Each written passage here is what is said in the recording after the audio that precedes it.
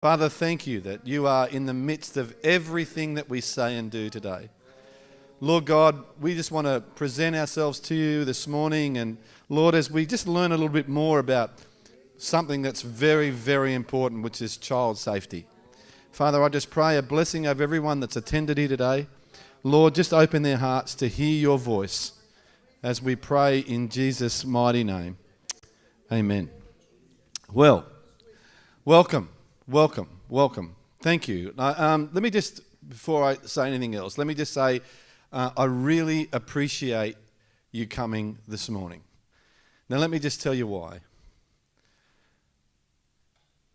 Jesus himself said, suffer the little children to me.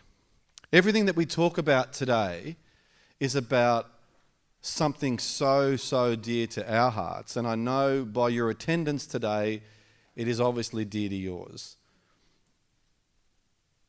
There's nothing more precious than little children.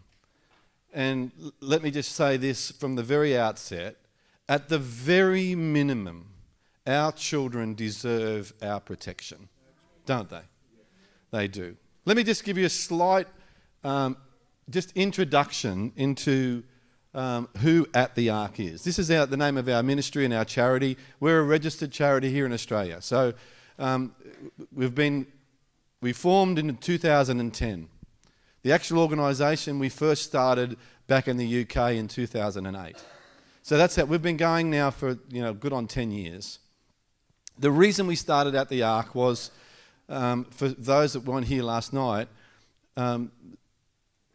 4 of our own children were sexually abused by a close family member.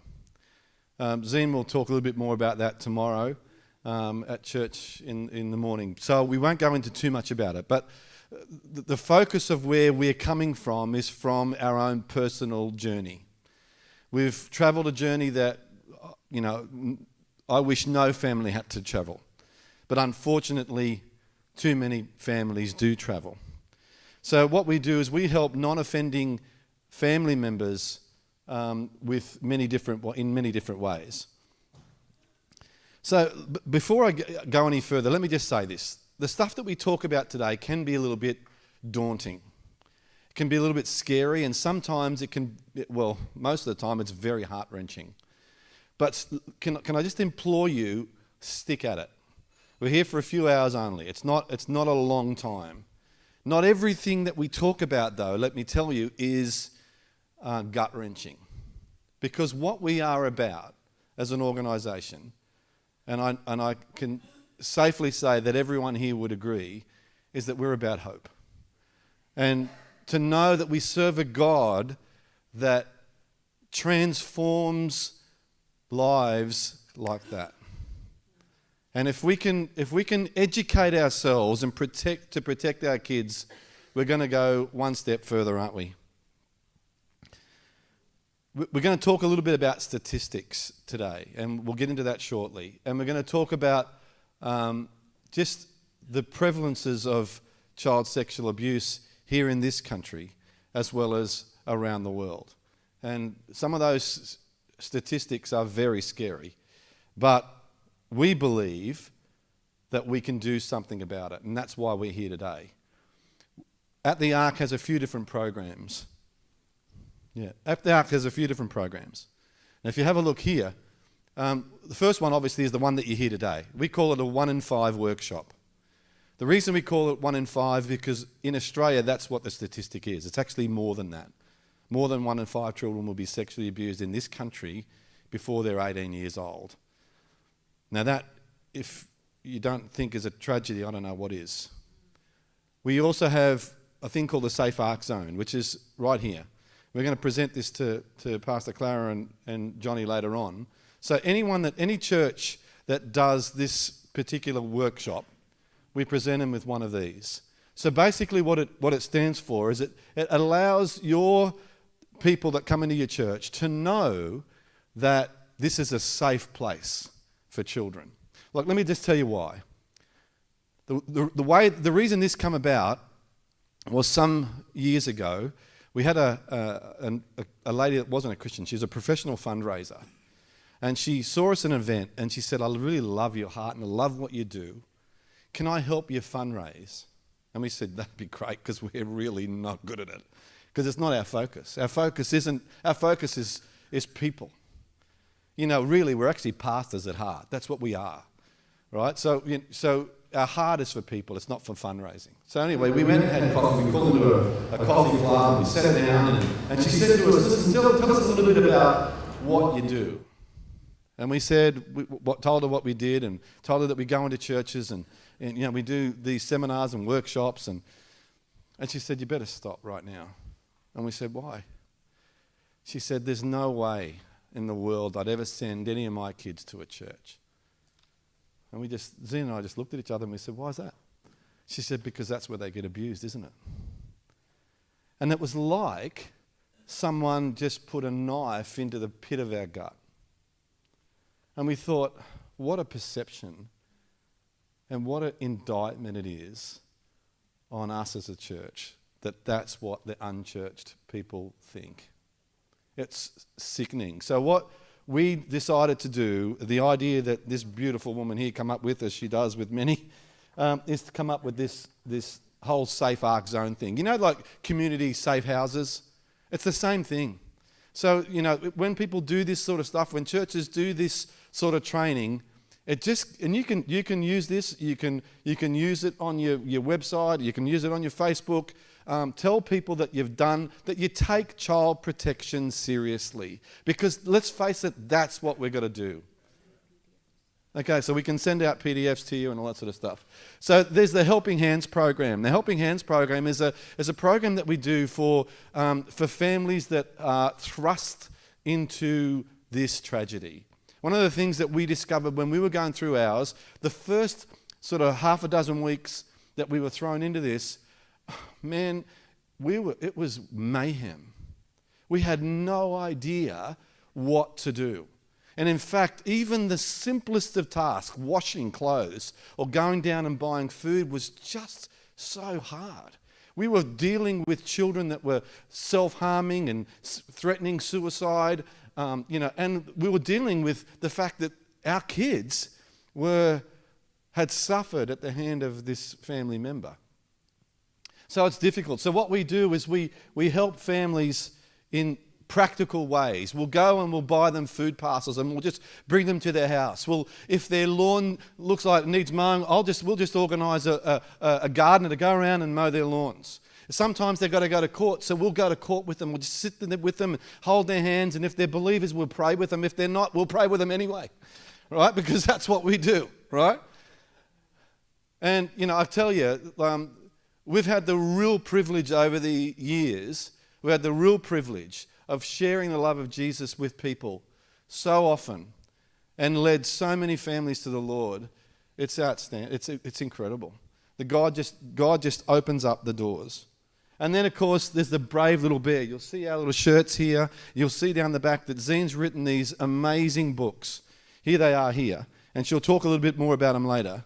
And they're teaching children and adults self-protective behaviours. Let's face it, we'll talk about these scary statistics shortly, but one thing we need to do is we need to stop this cycle. One of the things that this beautiful woman also says is that our focus originally was being like an ambulance at the bottom of a hill. When people had fallen off the cliff, we were there to pick up the pieces and mop them up. Our focus, I've got to tell you, over the last couple of years has changed dramatically. We now want to be a fence at the top of the hill. We want to do something about the problem before it happens, as opposed to mopping up all the rubbish after it happens. We can do this, and I'm telling you right now, while you're here today, it makes such a difference. You have no idea. We're sharing with Pastor Clara and Johnny this morning about a story how we went to a church one day and we did one of these seminars. And there was a man in the seminar who later, unfortunately, it was disclosed that he was sexually abusing his 2 daughters. But as a direct result of attending this type of workshop or seminar, it came out, and those children, and only God knows how many future children were protected because of it. So I'm just going to hand you over to Zine now. She's going to take you through. One more thing. See this beautiful little woman over here? Her name is Josephine. So Josephine, you'll see some post-it notes, sticky notes in front of you. I'm going to tell you a little bit of story about Josephine before I hand you over to Zine. So let me tell you a little bit of her story. So Josephine's 11 years old. She's a little bit introverted. She lives with her mum, Tara. Now, Tara has a boyfriend that often comes and stays over at their house. Tara thinks so she gets, and then obviously, Josephine gets a little bit uncomfortable with that. So Tara thinks it's because Stephen isn't Josephine's real father and cries easily. Josephine adores her father, Liam, who doesn't live with them, lives apart from the family. So she was really heartbroken when her mum and dad got divorced. And isn't that just such a common story today? So she gets lots of problems at school. She used to be a straight A student, but now her grades have dropped and she's now getting C's and below. She gets angry a lot and yells at girls, and her mum is a very busy woman. She works full time because she's a single mother. So her teachers are worried about her as she is not herself anymore. What we'd like you to do today, we're happy for you and we're encouraging you, in the middle of us talking, please just get up and just, if you think of anything that might be good for Josephine in her life, that might, what else? Okay, so what we're after, really, is if you think of something that might protect her, if you think something might be going, any presumptions, any things that you think you know that you might not know necessarily, just write it on this piece of paper and stick it up there, okay? And as the time goes on, I'm going to divulge a little bit more about her story, and you'll have other ideas, and you'll have other ways of how to interact in her life and make her life better. Okay? So we want this whole board, if you want to, covered, it doesn't really matter, with ideas of how to protect Josephine. Okay. All right, so this is a statement that I've kind of adopted. Protecting a child is better than healing a broken adult. We have too many adults in our society that are struggling because of the impact of abuse, child sexual abuse and other abuses. So that is what we're about. So we're going to talk now on just what is abuse. Now, most of you will probably know, and most of it's common sense, but I'm just going to give a very quick synopsis of the 5 abuses that I'm going to be talking about here. Are we walking around too much, by the way? Because I know we're live streaming, and so I was just a bit worried we were walking around. You okay? All right. So there is emotional abuse, verbal abuse, neglect, physical abuse, and sexual abuse. Research by McGill University, published in 2015, showed that emotional abuse of a child may be equally harmful as physical abuse and neglect. While child sexual abuse does often occur with, mostly occur with some of the other abuses, the other abuses don't always have to include sexual abuse. So that's just a quick overall there. But emotional abuse doesn't have to accompany violence. Emotional abuse can be in how people talk to the child, how they can make a child feel. There's verbal abuse, which is obviously how we verbally interact with children. It might be sarcasm, shouting, screaming, name-calling, swearing, ridiculing, to name a few. Neglect. Now, in Australia, actually, There is no single definition of neglect, but it is understood that neglect refers to the range of circumstances in which parents or caregivers fail to adequately provide for their child. And that can be in lots of different ways, not just the obvious. Okay, obviously, non-provision of food, shelter and clothing is the most obvious, but then there's the emotional neglect. There is ensuring that, by not ensuring that their access to medical care, if they're not taken to the doctors when they're sick, etc., etc. Maybe it's not exercising adequate supervision for a child and control of a child, letting them run wild. It's also not showing appropriate moral and legal guidance, and by ensuring that a child doesn't, by not ensuring that a child regularly attends school. All these things are part of neglect. Okay, there's obviously physical abuse, and there's been much more recognition now of physical abuse and domestic violence. But up until recently, it was actually quite what stays at home is at home, and nowadays it's a lot more spoken about, especially since Rosie Batty. It's definitely come to the forefront. But physical abused children or a child who have witnessed family or domestic violence may have problems in different areas. So that could be behavioural and emotional difficulties, learning difficulties, long-term development programs, aggressive language and behaviour, restlessness, anxiety and depression. Now, I got this little saying, and I've said it for quite a long time, and I've noticed it actually flying around Facebook recently, and I'm like, who stole that? But you know the little saying that is, sticks and stones will break your bones, but names will never hurt you? Yeah. I don't believe that for 1 minute. Sticks and stones may break our bones, but names will break our hearts. And especially when a child is growing and developing, they believe those lies that we're told. So we want to start, build up in our children a positive outlook on who they are. Okay, now we're coming down to sexual abuse. So what is sexual abuse? As you can see, a whole list of things here. I don't really need to go through them, but you can see all these different things class as sexual abuse.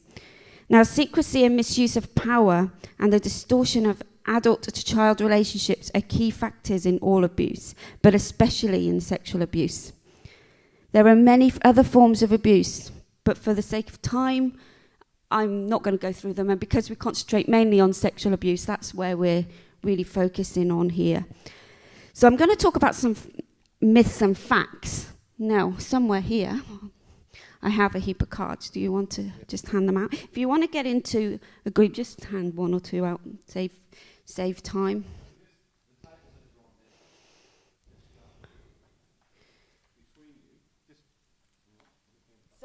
So what I want you to do is just talk amongst yourselves of whether you think that what your card that you've got is a myth or a fact. And just discuss amongst yourselves about that just for about 2 minutes. We're not going to spend a lot of time on it. So you can decide whether what the question is there, whether it's a myth or whether it's a fact.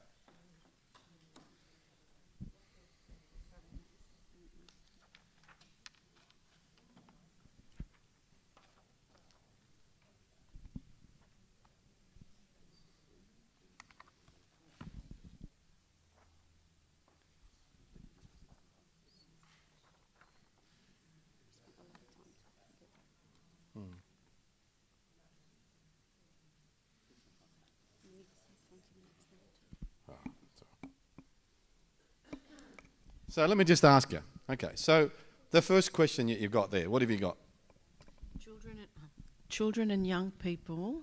Yep, Sorry, now I can't see through. Children and young people are sexually abused because their mothers are not sexually available to their husbands or partners. Wow. Okay. So, did you hear that question? You want to say it again? Children and young people are sexually abused because their mothers are not sexually available to their husbands or partners. Okay. So, what would we say? Would that be a myth or a fact? It's a myth. Absolutely, it's a myth. All right. Ray? Just pick one. Offenders look sleazy, cruel, or unusual. Did everyone hear that? Say it again. So offenders most of the time look sleazy, cruel, or unusual. Is that a myth or a fact? Myth. You know that many years ago we used to have this scenario and this perception that abusers were this guys that were behind, trees with cloaks, and ain't the fact. And one of the things that is really interesting is that for many, many years we were told as young people to beware of strangers. Yeah. Stranger danger. And look, it's still important, but I'm telling you right now, when it comes to sexual assault, it's completely the opposite way around. Most sexual assault is actually perpetrated by someone that's known to the person. Do you want to pick one? Okay. All sexually abused children and young people are scarred or damaged forever. Okay. Wow. Now that's an important one. Did you hear that question? All sexually abused children are scarred or affected forever. Is that a myth or a fact? So you're saying it's a fact and you're saying it's a myth. Well? Okay. In the psychological sense, they will say that that's mostly true. Okay? But we have Jesus. So we don't believe that. They say that most children will have a lasting effect for the rest of their life in some way, shape or form. And I'll go on to talk about that later on when I talk about the impacts and the indicators of sexual abuse, because our brains are very pliable. And as a child, we can have scars in our brain for different types of trauma, okay? But it depends on situations. We were actually talking about it this morning, that it does depend. It depends on the closeness of the relationship. If it's a father, for instance, or if it's a complete stranger, if it was a one-off, or whether it was a manipulation thing and a grooming thing for over years, it will all impact how much the scarring has done in the brain. And I'll talk about that anyway in a minute, so I'm not going to go off on. So. Let's just get one more. Abuse is most often committed by strangers. Yeah, there you go. Well, I think we've already established that. Abuse is mostly perpetrated by strangers. Well, that's probably the biggest myth that there is out there when it comes to abuse. And before we were thrust into our own situation, that's what I would have believed. I would have believed that. That was mostly by strangers. But it couldn't be further from the truth. So there's a whole list of stuff and that can go on. We could be on that whole topic for an hour and a half and still, because there's so many misconceptions when it comes to what's true and what isn't. One of the biggest ones, let me just finish with this bit. One of the biggest ones is, do all people that are sexually abused become abusers? And the simple answer to that is no, they don't. However, and again, Zine and Pastor Clara were talking about this morning over breakfast,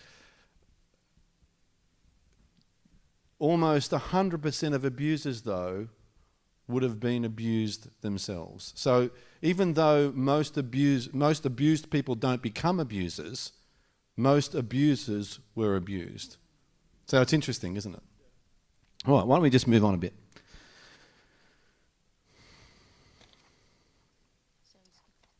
Yeah, okay, so we're going to talk a little bit about some scary statistics. Let me just change this thing over here.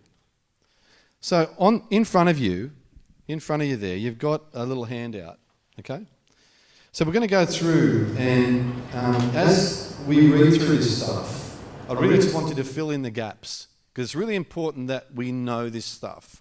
Because I'm telling you, once you get a hold of this sort of stuff and you realise just how prevalent this situation really is, opens our eyes to be able to then do what we can to try and change what's in front of us. Because look, who knows that, again, we serve a God that is able to change anything. Just because the statistics say what they say, it doesn't mean that it's going to be like that forever. So let's have a look. So more than how many in 5 children are sexually abused in Australia? So can someone just yell that out? More than 1 in 5 children are sexually abused in Australia before their 18th birthday. Although the exact figures are unknown, many people are too scared to speak out about their abuse for fear of disbelief or blame. Again, I was sharing this with Pastor Clara this morning. You know, not this last census, but the census before. So just working on those figures alone. In Australia, it equates, when you talk about more than 1 in 5, it's about 1 in 4.5. It equates to numbers like this. You ready? 59,000 children every single year. Let that sink into you. That's 7 children every single hour. You know, you look around. When you come into church tomorrow, you know, statistically, it's the same. You know, let me just share this little story with you. A few years ago, I went to a business lunch on the Gold Coast. It's one of those lunches where you sit around and you've got about 5 minutes. You've got about 5 minutes to talk about your particular type of business or interest. So everyone's hoeing into their steaks and chicken and chips and who knows what else. And there's electricians and there's plumbers and there's, chippies, lawnmower guys. And then I get up. And I just said, I'm going to hit you guys with a few statistics. And I mentioned the fact about more than 1 in 5 children will be sexually abused before they're 18. And one guy gets up, mate, and said, sorry, but that's absolute rubbish. He said, you have no idea what you're talking about. I said, mate, they're not my statistics, that's the Australian government statistics. And I said, in fact, it's only the number that have divulged that amount. Report it. And I had a few other guys that were just, throwing stones at me, and I just sat down and kept going. And after we went out, we were having a cup of coffee and that afterwards, and just doing a bit of networking as you do. And there was about 20 people at the table. 3 of those 20 people had come up to me and said, I'm one of those statistics. 3 out of the 20. And what we do when you're in one of those business things is you exchange business cards, And then the next week, I received 2 emails from 2 other people that just couldn't bring it to themselves to come and talk to me. So 5 out of those 20 people, 5 out of them were abused. So according to a study on interfamilial child sexual abuse, what's the percentage of abused children are abused by someone they know and trust? What do you think it'd be? It's 90%. So 90% of abused children are abused by someone they know and trust. And out of that 90%, listen for it, 70% was the father figure. And according to some studies, some other studies suggest that over 50% of those people do that. So 1 in 5 children are sexually solicited whilst on the internet. So similar statistics. Here we go, listen. 1 in, ready? 3 Australians said they wouldn't believe a child if they disclosed that they were being abused. That's the Australian Bureau of Statistics. Just let that one sink in a little bit. So 1 in 3 of us won't even believe a child when they say they're being sexually abused. In a study, 1 in 5 said that they lacked the confidence to know what to do if they suspected that a child was being abused or neglected. 90% of adults surveyed believe that the community needs to be better informed. Would you agree with that? And that's what we're here for today, so that we as the community can be better informed about what needs to happen, about the problem of child abuse in Australia. Australians said that unless they came face to face with the issue, then Australians rate, you ready for it? Petrol prices and public transport and roads as issues of greater concern than child abuse. Just read that again. They rate petrol prices higher on the scale of importance than child abuse. Now that's frightening stuff. 86% of Australians believe that Commonwealth and state governments should invest more money in protecting children. Praise the Lord for that.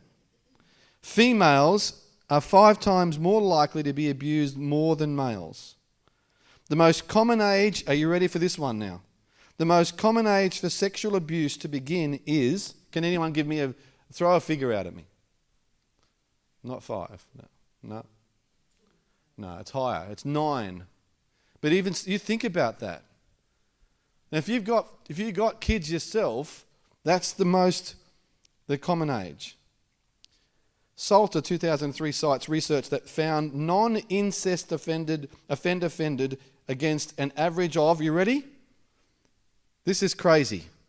147 victims, with incest offended against an average of, so interfamilial abuse, on average, 20. So outside the family, 147 victims on average. Inside the family, 20. It's crazy. It is suggested that Indigenous girls are sexually abused approximately double that of non-Indigenous girls. However, only 10 to 15% of abuse are reported to the police, because a lot of this stuff's cultural. You know, we went and visited Fiji, and what we found in Fiji and a lot of the Pacific Islands, it's very cultural. But does it have to stay that way? No, it don't. It certainly doesn't. A 3-year study by Family Planning Queensland and Queensland University of Technology found that 56% of respondents had an unwanted sexual experience before they were 16. 56%. And half had experienced some form of sexual abuse as a child and as an adult. There are estimated 300 hardcore pedophiles in Queensland alone. 300 in Queensland alone, hardcore pedophiles. Consequently, an estimated 45,000 Queensland children are expected to have been abused by this group. Now, there's some scary statistics. Let them sink in a little bit. Take this stuff home and don't just throw it in the bin. Use it. Okay, number 3. Hang on. 1 in 5. Yeah. I'll pass you back on to Z now. So, part 2 of this is now we're talking about indicators, impacts, recovery, and perpetrators. I'm going to give you a lot of information today, and you're going to find it hard to take in. I do have some handouts here that I will be just handing out to you in a minute. Yes, you can do, actually. Or just give it to someone. If you just take one and pass it around. And this one here too. It can be save me time in a minute. Now, indicators and signs. Is this working? Indicators and signs of child sexual abuse. Please remember that some of the indicators I give you might not necessarily be sexual abuse. There are other things that could be going on in that child's life. But if you see any of the indicators, it's worth investigating. Just chatting with them, finding out what's going on. So avoidance of being with a certain person. You see sometimes that children are reluctant to spend some time alone with a person. Maybe they are tearful with them. Maybe they're scared of being alone with them. They just might avoid it. It's one of the big indicators, really, that there's a problem going on. Not necessarily sexual abuse, but there is something. Children don't naturally avoid being with people unless there is an issue.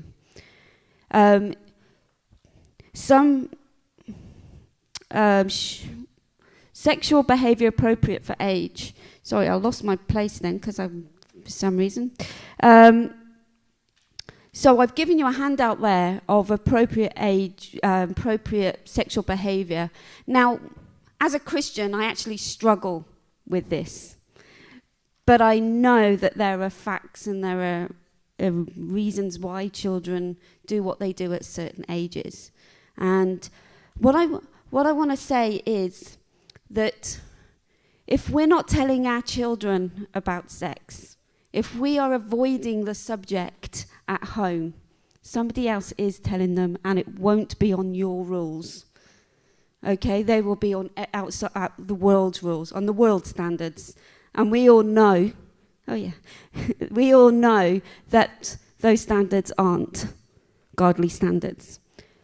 So things to look out for would be a child may become very sexually active at an early age, or they may be overly promiscuous. They may use sexual language or information that they wouldn't necessarily know unless they've been exposed to something.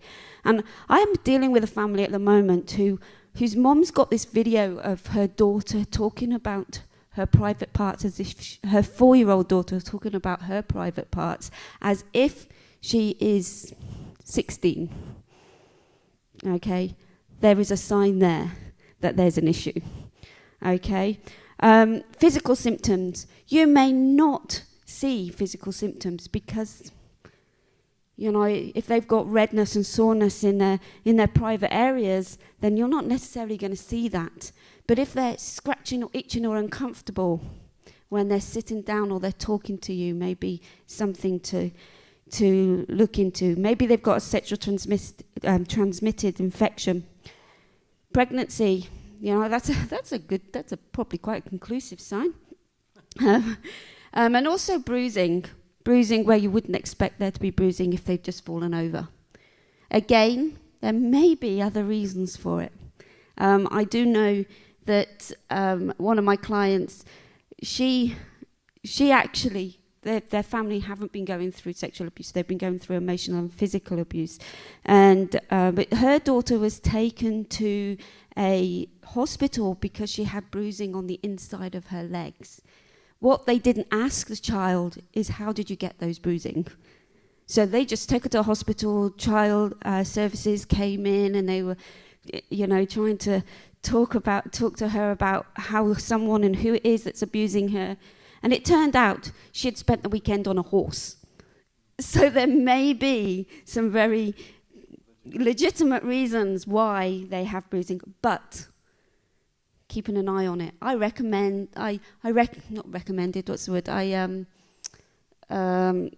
was pleased that school actually took action anyway. But it would have been better if they'd found out the truth before they'd called in social services and all the rest of the people. There are emotional symptoms and emotional signs. Here are some of them here. Obviously, drugs and alcohol and more, they are a symptom of the emotional struggle. I can't see them. That's way too far away. It's just come up on the screen now, so I've got it there and there, but I actually can't read that one. So there's a whole thing there that I don't really need to say. You can have a look at them right now and write notes on them. There is a whole list of things that we can see in a child that there are different symptoms. Oh.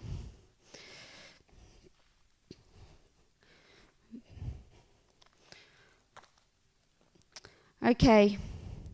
Impact and effects. So the nervous system. That's, as I was talking about earlier, our brains are designed beautifully by God. Okay, and when there's been trauma, there are scars that are caused on our brain. It's well known. In R.A. Alexander's Journal of Child Sexual Abuse in 2011, he calls the impact of child sexual abuse a chronic neurological disorder, and discussed how the effects create decades of emotional consequences for victims. These will include personality disorders. It includes depression, eating disorders, PTSD, an impaired ability to cope with stress. You know, all these things that we see day to day can come from a time in their childhood where they were abused, and it's caused an effect in their brain. According to Misenberg Poole and a guy's name I cannot pronounce beginning with V, Vinogradov, and I struggle with that every time, in 2008, they say a child's brain can become damaged by the abuse that they have suffered. These effects can include, and does include, dissociation, memory impairment, and reduced social functioning.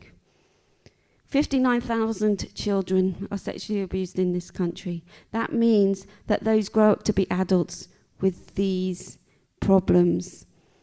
Okay, there are long-term impacts that leads to adulthood. So this is, there's the,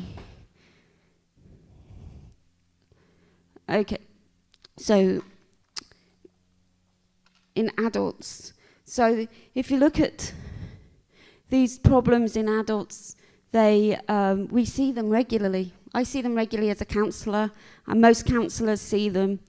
They don't all come from sexual abuse or some other abuse. Some of them don't have abuse in their life. But on the whole, generalising, these are the symptoms, the long-term symptoms of adults who suffer from the impact of child sexual abuse.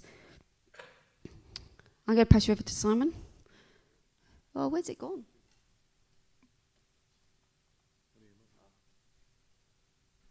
It's not there. I put it there this morning, but obviously I didn't. That's all right. So what we're going to talk a little bit about now is about disclosure, what to do. So if someone comes to you and in the sphere that you're working in, obviously here at the church, with what do you do when disclosure takes place? Let me tell you, the very first thing you need to do is you need to remain calm, and that's probably easier said than done, because when someone, a young child or a young adult comes and says and discloses this sort of stuff to you, believe me, the worst thing you can do is go, ah!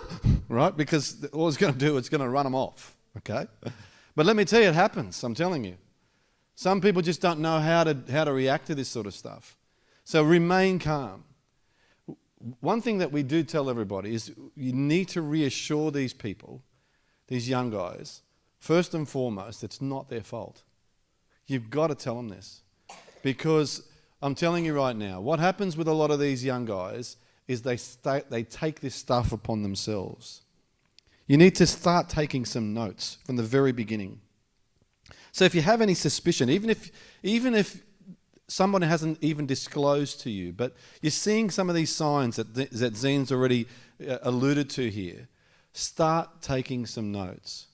Share it with the leadership of the church. Put it down on paper. Because I'm telling you right now, when it comes to certain things like this sort of stuff, particularly when it comes to the police, they start creating almost like a profile picture. So if you think, something I've seen, it's a bit dodgy, but I'm not going to worry about it, it's isolated. But that compiled with something else may form part of that jigsaw. So whatever you do, just take down whatever you can. So again, don't express shock or panic or disbelief. Some of the things that, like we heard before about the statistics, about children being disbelieved, by 1 in 3 people, 1 in 3 adults not believing children. Let me just tell you something here. One of the statistics that's out there that we didn't discuss earlier was that in a young child, 95% of young children that disclose some form of sexual abuse are telling the truth. And the reason being is, like Zim was alluding to, one of the case studies that she shared with you just before, a 4-year-old girl talking about body parts and the like, and certain things that probably someone like a 16-year-old would disclose, that's come from somewhere. The kids don't make that stuff up. They just don't know. So again, you've got to be careful not to show any sort of disbelief or panic in front of them. Again, very, very important. Recognize, if they've come forward and shared something with you, recognize their bravery in it. One of the main reasons that zines called these books Brave Little Bear is because when a child discloses this sort of stuff, I'm telling you, it's the bravest decision they'll ever make. I remember when, ever so vividly, when our daughter came to us, she was 14 years old, and when she disclosed, it was the hardest thing that she's ever had to disclose. And let me just share with you just one little brief thing about that. She was suffering sexual assault at the hands of her natural father for a long time on her own. And then her younger sister said to her something had been going on with her too. And then suddenly something inside her rose up to think, he can do it to me, but he ain't doing it to my little sister. And then she had the guts to open her mouth and say something. So recognize their bravery. Tell them just how brave they are. This is not because I'm telling you, they need every ounce of encouragement, because fear is the biggest weapon that perpetrators use on people. Fear. Again, very, very important. Be a listener, not an investigator. It's not our job to investigate this.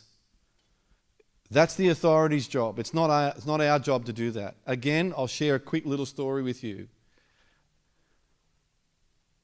Our daughter had gone to a youth camp, and she disclosed to one of the youth leaders that something had been happening. In fact, what she had was, I don't even need to go there, but she disclosed that something had been going on. Now that youth leader followed protocol and went to, in the UK, they've got someone in the church called a child protection officer. She went to the child protection officer, and her duty, that child protection officer's duty of care was actually to go to the police. But she decided to investigate it herself. So nothing was done. We weren't informed. No authorities were informed. Nothing was done. We later found out, are you ready? We later found out that next week our daughter was sexually assaulted 3 more times that week. Now, if that woman had done what she was supposed to do, that wouldn't have happened. But it wasn't her job to investigate, and it's not your job to investigate, but it's your job to report. So again, very important. Do not promise to keep secrets. Don't promise that. Find some way of getting around it. It was a thing that we had to disclose. Let me just tell what this is now. Let me just, that was my mistake with Gemma, okay, my eldest daughter. So when the youth leader eventually, about a week later, said that she sent me a message, and she said, I've just had Gemma in church, and she's going to come home and tell you something, and it's about her father. You need to listen to her. And I was like, I knew immediately. It was weird. I immediately I started feeling sick. I knew something serious had happened. I wasn't sure what it was. But I knew immediately that it wasn't good. And when she came home, she said to me, Mom, you've got to promise me you will not go to the police. You've got to promise me you will not go tell anybody. This is between you and me. And I was like, and I said I couldn't keep it from Simon. And he said, that's fine, but don't tell anybody. And I promised that. I promised it. I knew as soon as she disclosed, I was like, I have to go to the police. That was the first thing. And I was like, how am I going to do this now? Because I had promised her. I promised her I couldn't go there. I didn't want to. She'd spent a lot of energy plucking up the courage to come and trust me enough to tell me what was really going on. And so I found a way around it. Our teachers in our schools, like here, have a mandatory reporting. And so I actually went and discussed it with the teacher, who then went to the police. So once they went to the police, I was able to go to the police, which was but it's really, but it was really important. Don't keep promises that you cannot keep. Don't make promises, yeah. Don't make promises you don't keep. You know, and it's interesting because when we went to that vice principal, she was wonderful, I've got to tell you. We'll never forget her because we went there and we sat in there. It's such a vivid memory for me. And she said, first thing she said was, you realise I've got to report this? And we said, oh, we're counting on it. It was so important. So just keep that in mind. It's very important. Again, very, very, very important. Very important. Do not contact the accused abuser. Don't do that. Under no circumstances is it our duty to do that. That is the police's job. It's not our job. Because let me tell you, the first thing, it's plain and simple. The first thing they'll do is if there's any evidence, the evidence will start getting thrown out. If there's any videos, because believe me, there's all that sort of stuff goes on, right? There's audio, there's all this. They'll get rid of pictures. They'll get rid of everything. They'll cover their tracks, and then what they'll do is they'll come after the child. That's and then literally all hell will break loose. It's not our job. Again, don't contact the abuser. Most importantly of all, report. I was saying to Pastor Johnny this morning, up until recently, and we just found out this morning, you don't know this, but up until recently, every state in Australia had different laws in regards to mandatory reporting. I'm really glad to tell you today that's changed. We looked online this morning and every state now has mandatory reporting. It's only have changed in the last couple of months. So that means if something is disclosed in this church, with your kids' church or your youth or anything like that, we have a duty of care to report it immediately, without fail. That's what our duty of care is. Now let me tell you something. There's ramifications if we don't. If something happens that we were notified of some form of sexual assault and we didn't report, ramifications can come straight back onto your organisation, like that. Yeah, that's right, especially since the Royal Commission. And I would imagine that all that stuff's changed because of the results of the Royal Commission. Yeah, totally. Yeah. Just talking quickly just about that, Zim will talk a little bit about the Royal Commission and everything in a minute. And some of the stuff is like that went on for 5 years. And the amount of people that came forward for institutionalised child sexual assault was just absolutely extraordinary. So when you're reporting, you go to the Department of Child Safety. They will always give good advice. They will. Now, they are responsible for the administration and implementation of child protection, of the Child Protection Act of 1999. The purpose of the Act is to provide for the protection of children. This involves responding to allegations of harm, providing support services to strengthen and support families, to reduce the incidences of harm, and providing services to families to protect their children of harm or risk, of harm if harm has been identified. So if you want to write this number down, it's 13 74 68. Or after hours, there's another number. So this is the Department of Child Safety, 137468. 137468. And after hours is 1800 177 135. Yep. A lot of people are really scared to just phone up child safety because they think, oh, what happens if it's nothing? You know, just you know, it's a bit scary. I don't want to give my name. I just, you know, what happens if it's nothing? They're really good.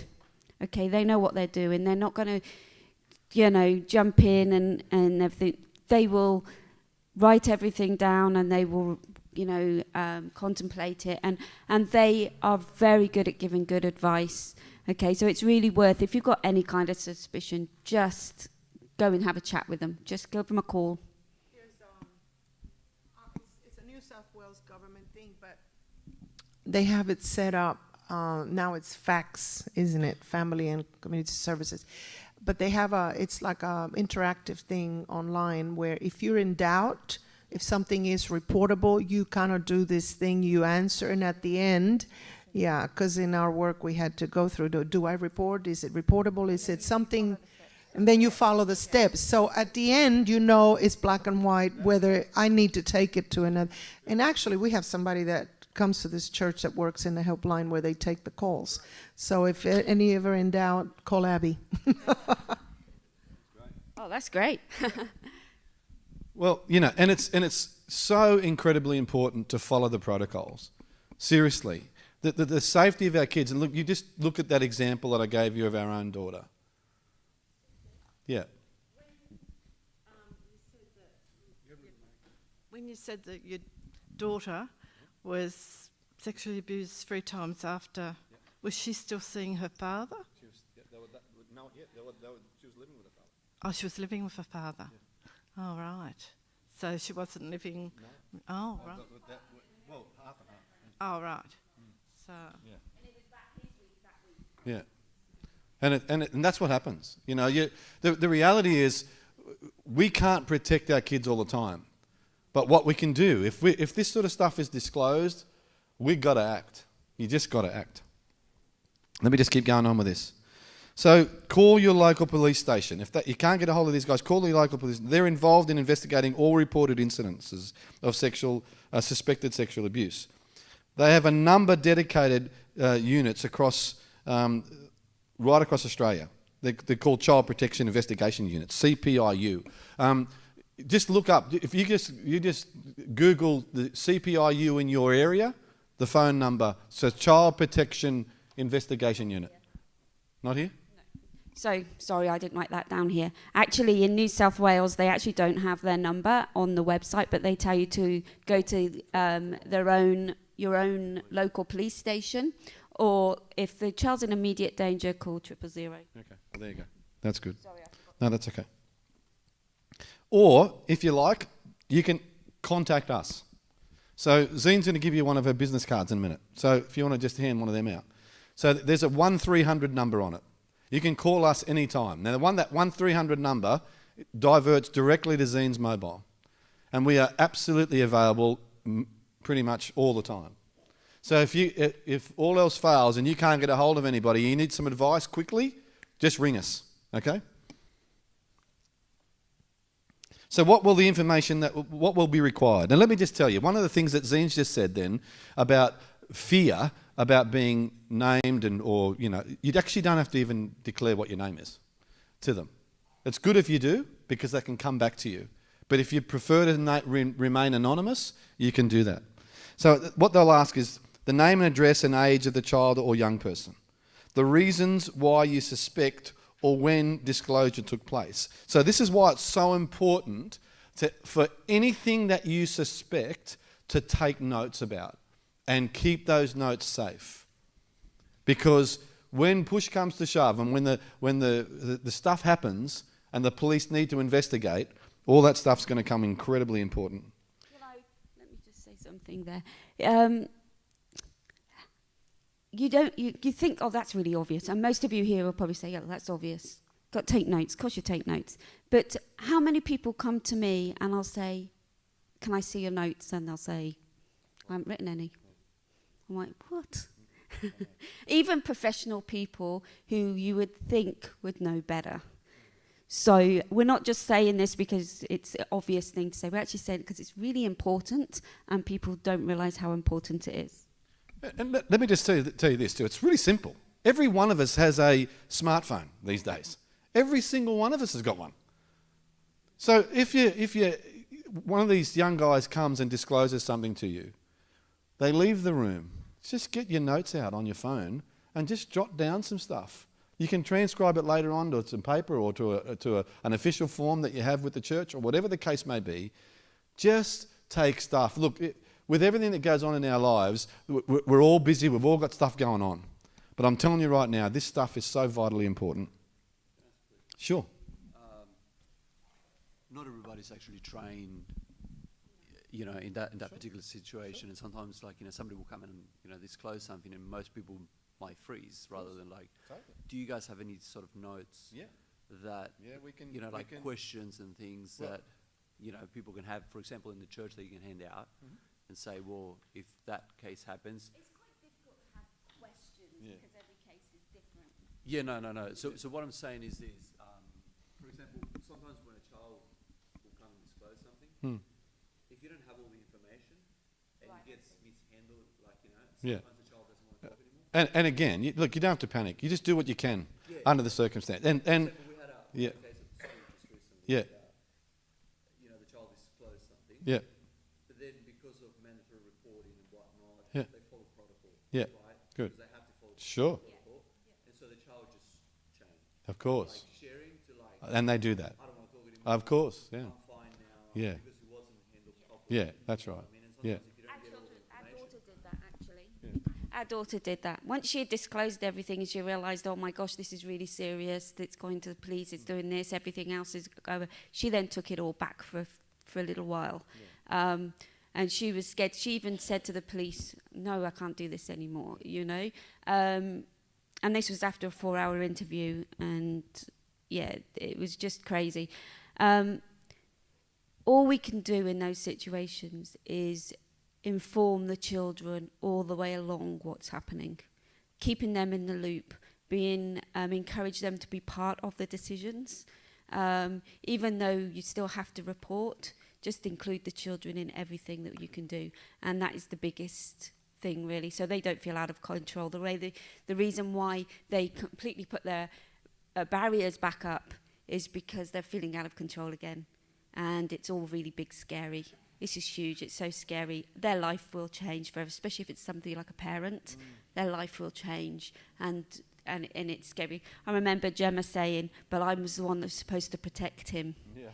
You know, and you have to change those mindsets because that was what they were being fed and groomed to believe. You know, and so that poor child would have had the grooming and the belief that that person was supposed to protect them, and it's then breaking that, changing that mindset, saying, "You're so brave. This is awesome," you know. Therein lies the key. Yeah, just encouraging. Yeah. That's right. Yeah. But again, you're investigating, which. Yeah. No, that's not because Yeah. That's what I was saying. Because Yeah. sometimes not everybody's trained. Yeah. Of course. yeah, To come in and yeah. do the case. I think the biggest thing, Somebody, like for example in the church, Sure. which is the first point of contact, Totally. yeah, and the child might not necessarily expose or like reveal completely everything, but might hint. yeah, And if it's not handled Which correctly, is Correctly. which is generally. straight Yeah. to like, all right, I think I got a case, let's do this. yeah, You might kind of go like, oh, the child might just go. yeah, Sure. yeah. To add to this, especially in the church setting, when we're working in services outside, there's always protocol and it's very tight. But in church situation where you may never come across that and then one day it happens, we have to be very careful how many people are included, because you can actually, there's such a thing as contaminating the information, the evidence, and then you don't have a case. You don't have a case. The police won't touch it. Nobody will touch it. So sometimes in our sense of community in a church, we want to ask our Connect group leader to pray for us. We want to ask the pastor, the assistant pastor, the youth pastor, please pray, this is happening. And we're seeking help, but we're contaminating the information. And there's actually been, I've run across situations with, not in the church, but people that used to attend the church that have come to me with all this, but they've told half the world and nothing could be done. So we have to be very careful that in our attempt to get help, we don't just tell way too many people, and then that's it. And I think it's really hard when you have a church situation and say just a member of the congregation who has no idea and somebody has just said something and that person doesn't know who to tell. And I think that's where there needs to be, I suppose, an education, I don't know the best word for it, but just some information put out, informing the people. If you don't know who to go to, just come to one person. You know, that's why in the UK, having a child protection officer in every church is really good, because everybody knows, it's on a poster at the back of the church, the child protection officer in this building is so-and-so, any concerns, go and see that person. Because it makes it, everybody knows, everybody has that accountability. That's the person you go and tell, that's the person you disclose to, and they'll know what to do with all the information.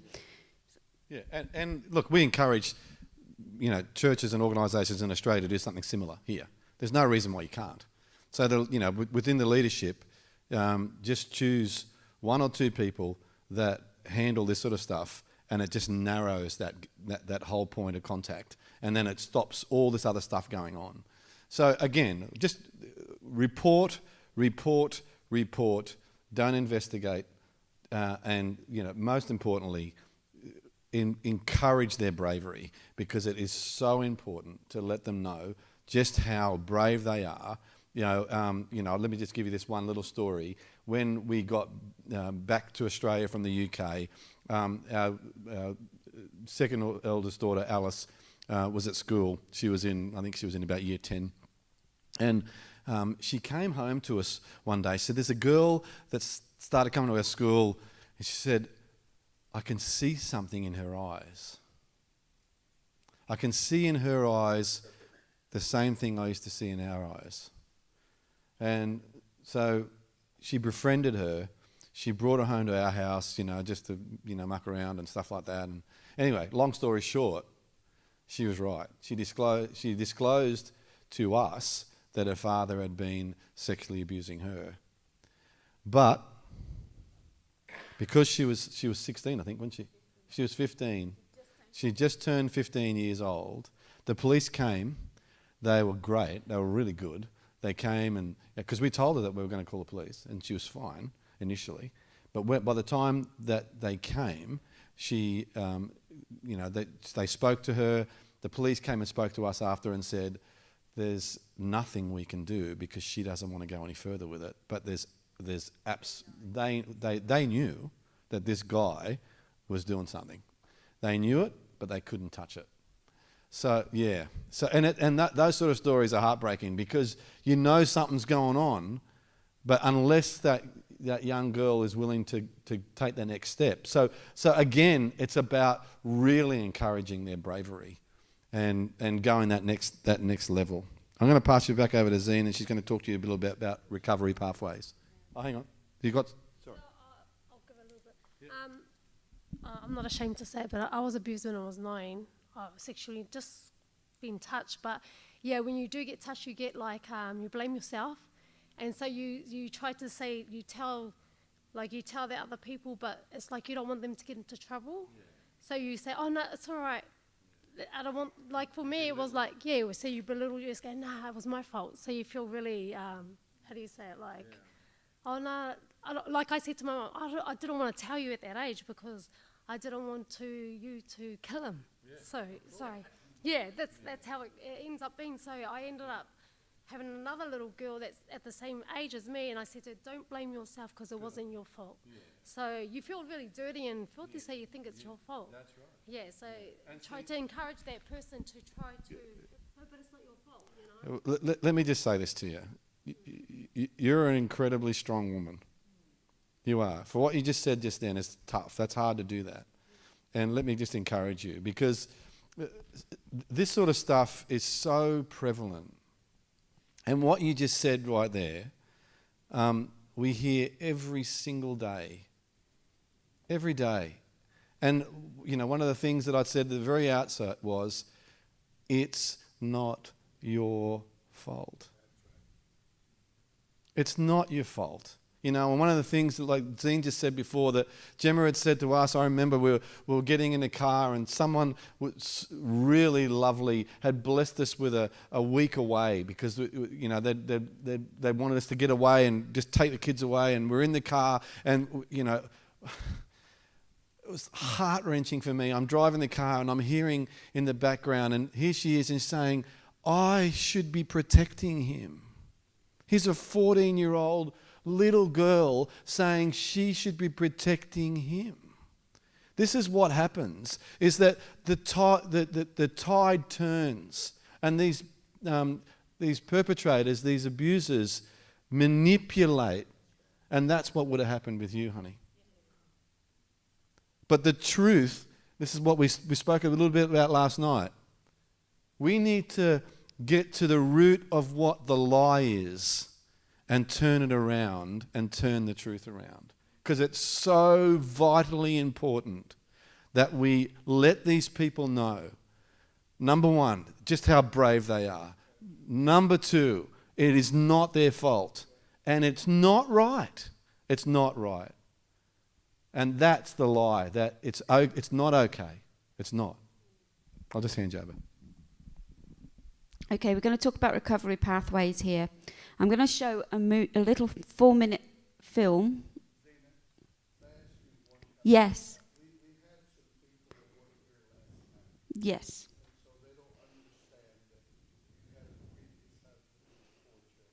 Okay.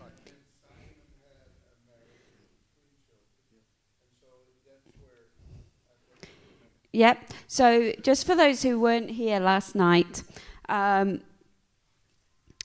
I was in a 15-year domestic violent relationship, marriage with my 4 children's natural father, and it was horrific. Okay, and eventually we split up, and it turned out after we got married, it was disclosed 3 weeks after we started living our married life together. My daughter disclosed that she had been sexually abused. It turned out after a police investigation that all 4 children were. I have 1 boy, 3 girls, and one of my daughters has cerebral palsy. And my ex-husband ended up in prison after a 2.5-year ordeal. We had two trials. The first trial, he got convicted of 1 charge of pedophilia. It was actually rape, and so he was a convicted pedophile, and then they couldn't decide on the rest, apart from 4 not guilty, because he showed our children pornographic material, hardcore pornographic material, and the judge said they had to prove that he got sexual gratification from showing them. How can anyone prove that? He had to be found guilty. Not guilty, sorry. So, long story short, then we started at the Ark, and because at first, as Simon said, it was to support families that had gone through what we went through, and we were really blessed. We had the Lord. We had families that came in and helped us and did some incredible things for us. And we knew that we had to do that for other people who wasn't as blessed as us. But the organisation has grown, and we do more things now. So does that answer all the questions? Okay. I am going to show this movie. Have you got it? Before I show it, this film is part of a research project in England. It's from the University of Bedfordshire, in partnership with an organisation called the NSPCC.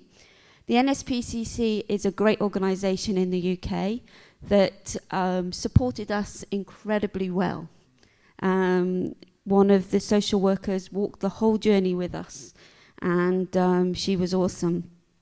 And I'll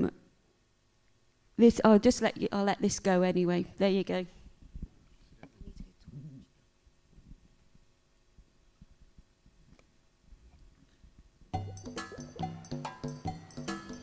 We are children and young people from the Making Noise project. And we want to show you what it can feel like for a young person going through this journey.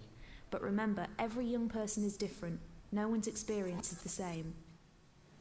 When you're a child and you're abused, you don't know what's happened and you don't know who you should tell because you're scared and you're confused.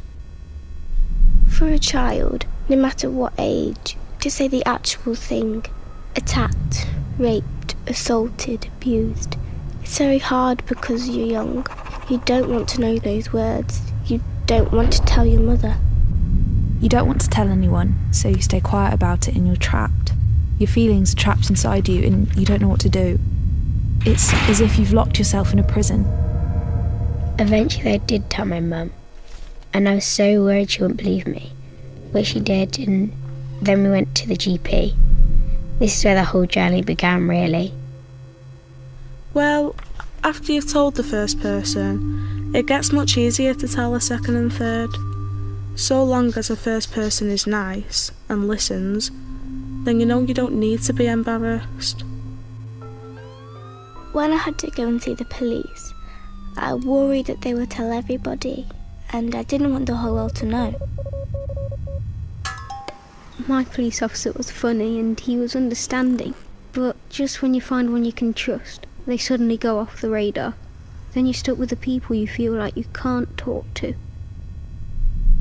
You feel like people are going to judge you? People are going to look at you differently? I had to do the video evidence, where they record everything. I don't know if that was more traumatising than the actual abuse I went through. I thought, it's literally like the whole thing's happening again. It's like a couple months before court, and you feel like it's going to take forever. But then like 2 weeks before, it feels like it's moving at 1,000 miles an hour. I was terrified to go to court. Adults would talk to me like I was a baby and be on their tiptoes around me. Children don't want to be classed as one. They want to be classed as a human being. When I first went to counselling, I was in this kind of bubble. But after a few years of working with my project worker, she said to me, "You've been shining." And I said, "I think it's because of you. I've now got my confidence back." The number one thing you can't do is bottle things up. You might want to, but it just doesn't help. This place has made me feel more able to talk. The abuse was not my fault. Because of this place I know that. Also, I know I'm not the only person who it happens to. I think a year waiting list for support is too long. It shouldn't be any more than 3 months, because after that you give up hope. If I had to give messages to other young people, I would say, speak out, because you're not alone. It's going to be a bit of a bumpy road ahead. There's going to be twists and turns, but make sure they believe in themselves.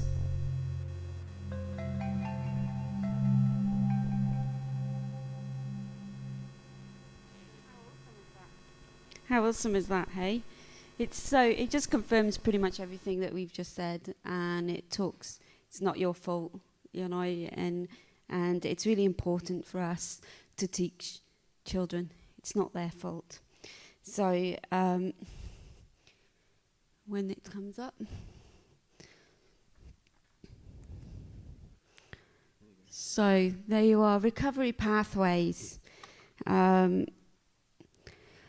Helping a family get through this. How do we help children?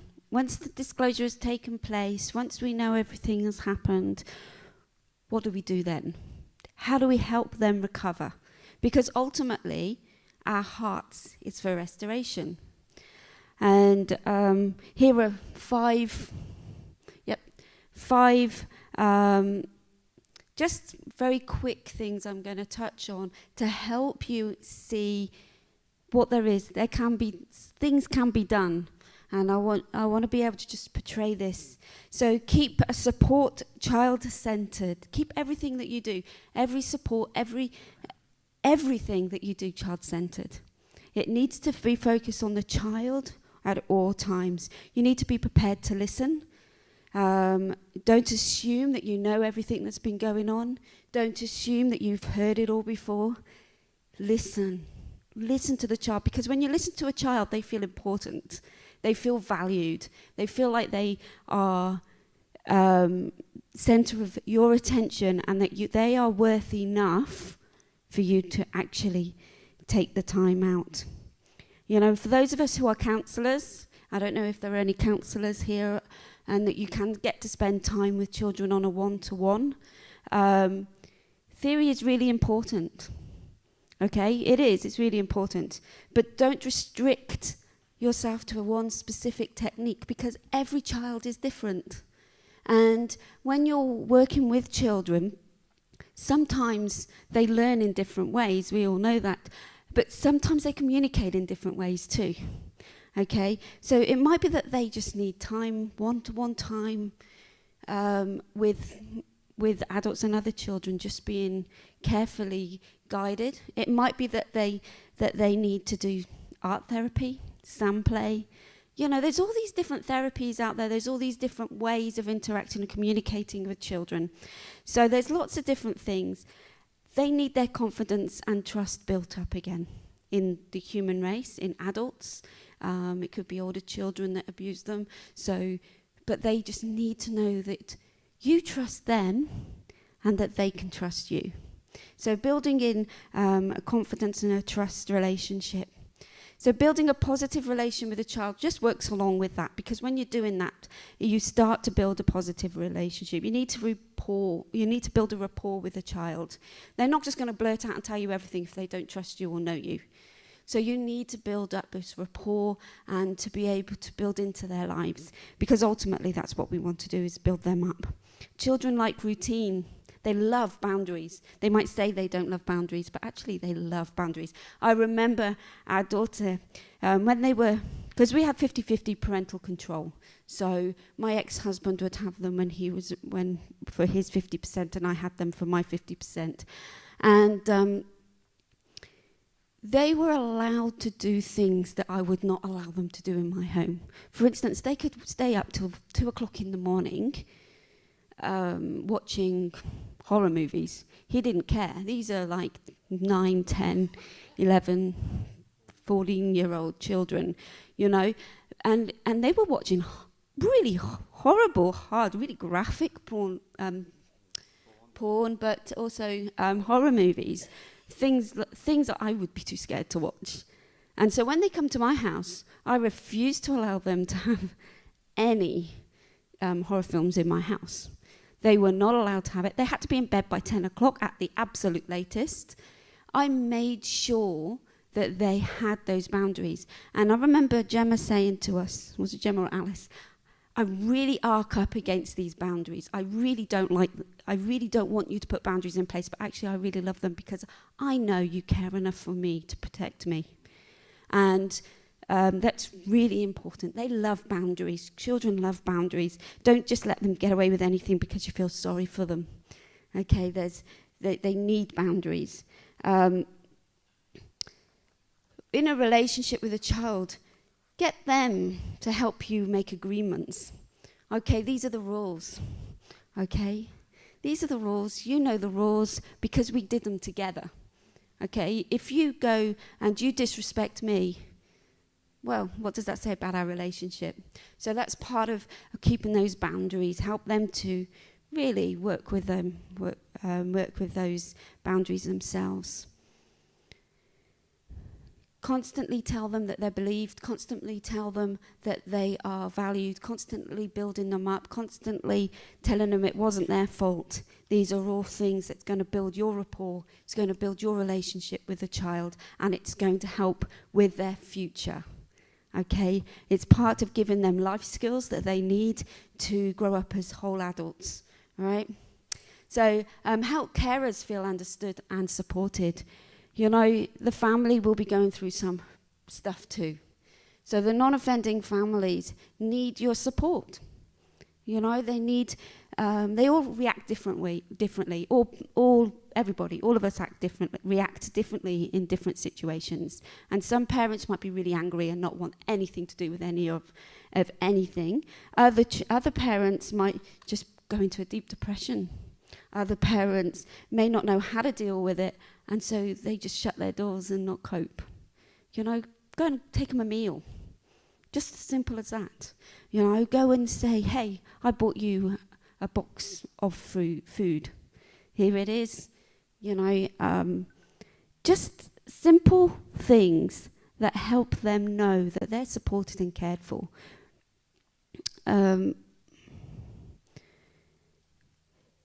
You need to stress to the parents, though, that they need to make sure that they are telling their children how proud they are of them.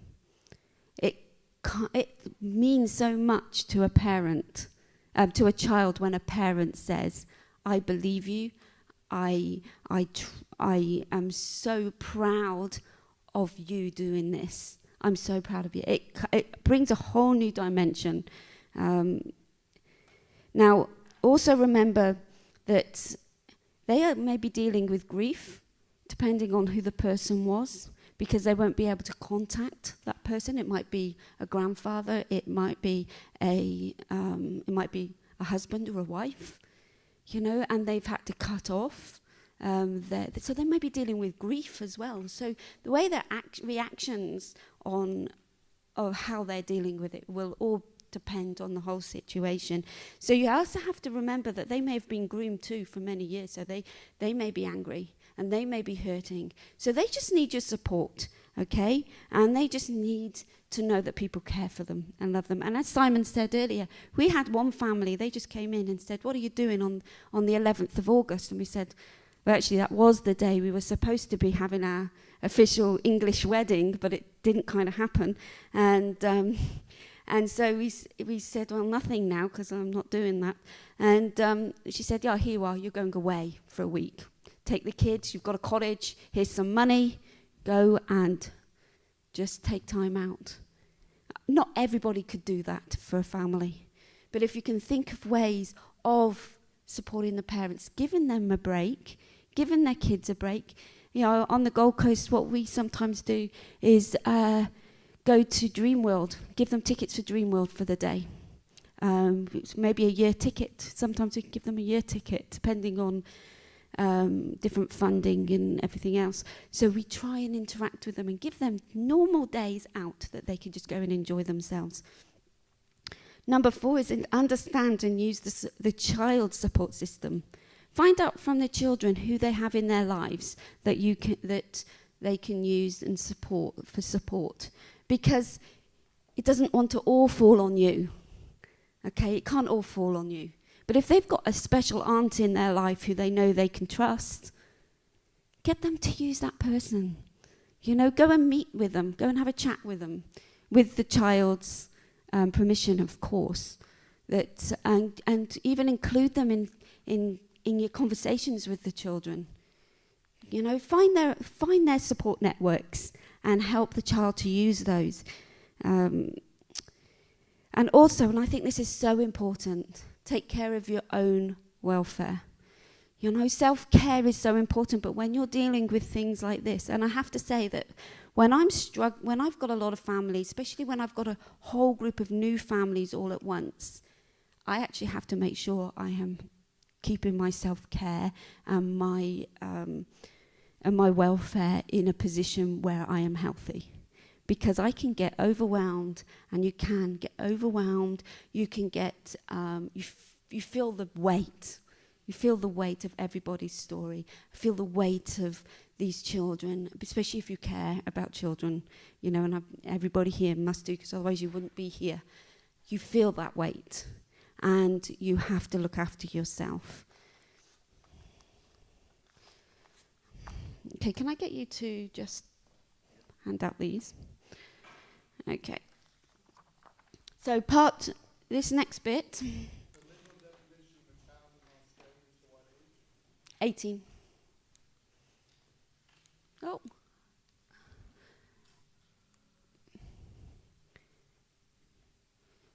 Where's the These are all gone out of sync. I don't know why. It's a bit strange. Anyway, the Royal Commission, outcomes of the Royal Commission. Okay, the Australian government recognised that the current system of working with children checks, in Queensland you have blue cards, you have different things in all different states, but they are ineffective and should be nationalised. I agree. I really do agree. We have a blue card in Queensland, and it isn't up until the Royal Commission, actually, that they never checked other states. And we know of at least one person that had a blue card, that he could work with children who had been accused and found guilty, convicted, that's right, in Perth. But they never checked it. So it doesn't happen now. It doesn't happen now. It has been changed because of the Royal Commission. So that is one relief. So the other, also, it concluded that criminal justice system is ineffective in dealing with reports of abuse, with sentencing, and sentencing needs to be tightened, and also introducing additional sentencing for failure to report cases of abuse. That goes for churches too. They are on top of this now. If people in church do not disclose, report cases of abuse, it's down to beyond the organisation. Okay. Now, I have just handed out the Child Safe Standards, which was recommended by the Royal Commission. You might not all need that.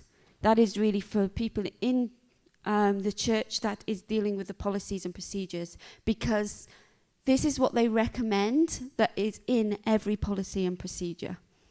Okay, so you make sure that these 10 standards are what's needed to help protect children. One more thing and then a break. Who are the perpetrators? Okay, so perpetrators, that's an interesting subject. It's really hard for me to deal with perpetrators because half of me, having gone through a domestic violent relationship and having the father of my children abuse my children, half of me think you keep well away from perpetrators. You do not help them. There is nothing that can be done. That's a state, that's a national way of looking at it. That's how the governments look at it. They cannot be reformed. They cannot go any, there's nothing you can do with perpetrators. There is zero funding for them. Zero. But God, and I believe in forgiveness. But I do not believe, and I do not believe that you put anybody that has been convicted, anybody that's even been accused, because there may be some truth to it, in a position where they have access to children. You do not put children at risk. So I find talking about perpetrators quite hard. And but they can come from all ages, age groups, races, religions, socioeconomic classes. Anybody can be a perpetrator, from doctors to unemployed. Judges, yeah, we know, High Court judges. Anybody can be a perpetrator. You don't know. That is not to scare you, that is to make you aware. And I'm going to talk about later on after the break. We're going to have a 15-minute break in just a couple of minutes. And I'm going to talk about what we can do to protect children. All right, I've got 12 very important things that we can do to protect children. And you'll be able to download, you can download a book that I wrote on the internet for free from our website. So it's easy. But so there are things we can do, and it's most important to protect the children. There are so many things. It is not to scare you. It's not to worry you. It is to make you aware. Okay? So the methods of a perpetrator, They'll establish trusting relationships with the victim's family in order to gain access to the child. In a study in 1995, it says that, that was the statement from that study, sorry. This may be, the way they do this, the way they interact with families and they groom families, it might be that they're giving gifts to the family because they love on the family. And being in a Christian society, that is, Christian community, it's really hard because we give gifts. We love giving. Our Saviour gave. We love to give, And so for us, it's kind of, where is that line? Where is that line? Spending lots of time with children, doing things that children want to do when they want to be on their own with children all the time. That's not quite right. Okay, make sure they're, keep an eye on that. Okay, it's all part of the grooming process. According to studies, 83% of abuse happens in the offender's home. Secondly, on car trips, going home from places when they're giving lifts to kids to places. And thirdly, in isolated places. One-on-one issues is not, one-on-one relationships is not good. Okay, offenders that aren't part of the family spend an average of 1 year of consistent time with the child and family before they make any sexual innuation, anything. So it's 1 year of grooming before anything. So you've built a good trusting relationship with that person by that stage. 35% of convicted child molesters use threats and violence to keep children from disclosing the abuse. So that's the methods. As I said before, they can look like anybody. Okay, we're going to take a 15-minute break so you can digest everything.